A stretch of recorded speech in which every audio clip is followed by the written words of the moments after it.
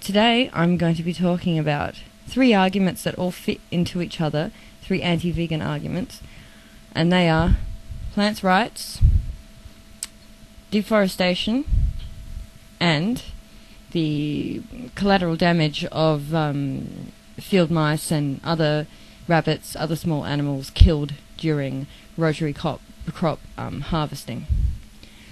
So, I'm going to address them in that order because it's basically from the least sophisticated argument to the most sophisticated argument. Okay, so it's my opinion that people raise the plant rights argument not because they actually care about plants, but because they feel that it reveals a hypocrisy in vegan arguments. Basically just sort of saying, well, aren't plants alive? Plants have feelings, they just don't scream when you kill them, sort of stuff. Now, personally, I'm what you might call an animist.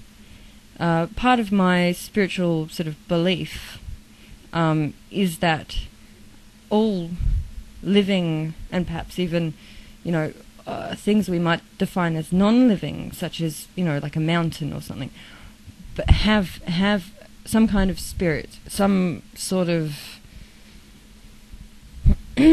personal force that is not sort of visible to the naked eye or scientific equipment.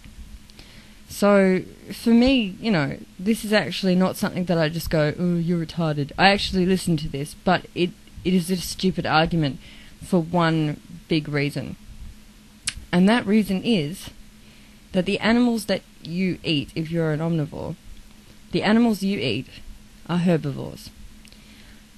In general, pigs are omnivorous, but so in Australia it's actually illegal to feed them any kind of meat products because of the diseases that can result. So generally the animals that people eat in Western countries are herbivores, which means that they eat only plants.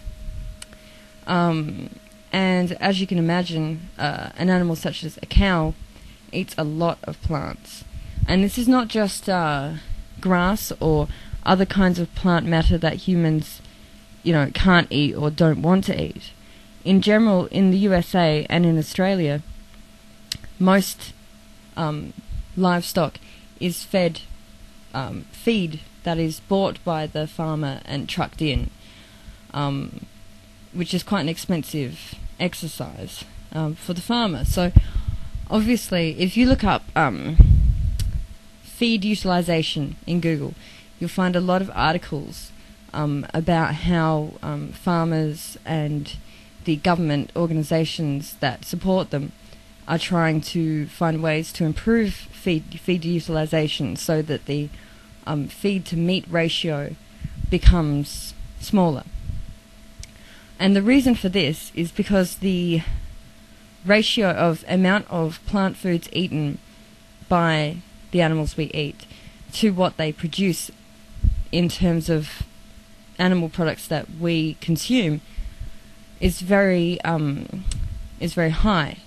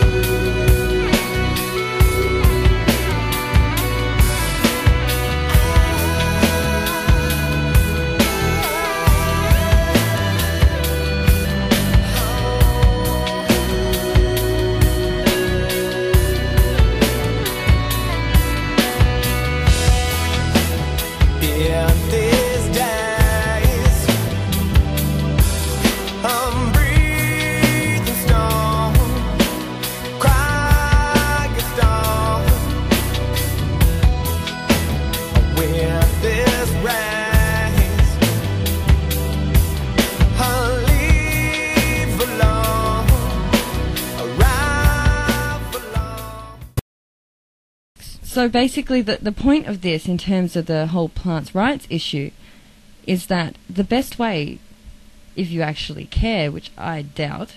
But the best way to reduce the killing of plants would be to go vegan. The next one is a bit more of a sophisticated argument, involves a bit more thought, but it's still wrong. And that one is the whole argument about deforestation, which also sort of relies on that on that opinion that vegans are actually consuming more plants, contributing to greater agriculture, plant agriculture than meat eaters are, which, as I've pointed out before, isn't true. On a website which includes information taken from